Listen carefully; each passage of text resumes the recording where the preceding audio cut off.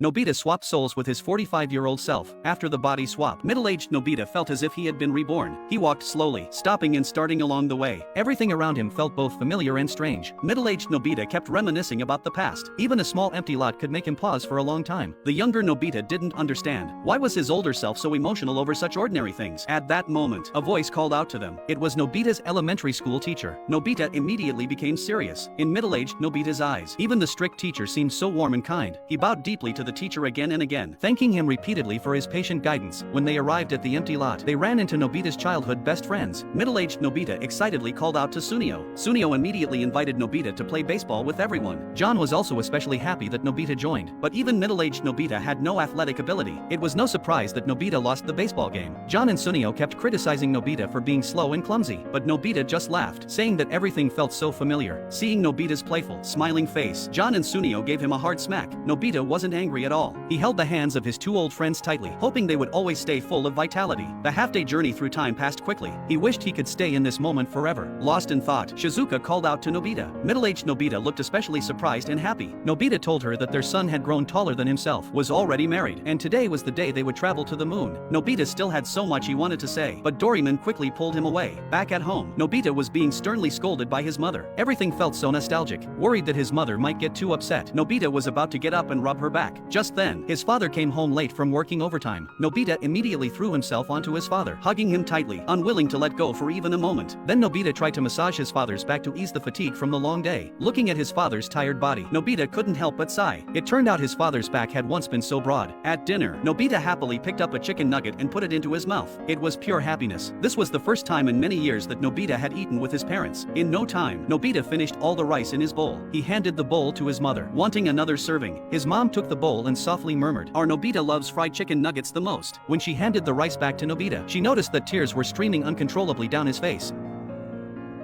ママの味は最高だよ。あらちょっとやだわね。本当？本当に本当。ママの料理は全部最高。ありがとう、のびちゃん。僕だって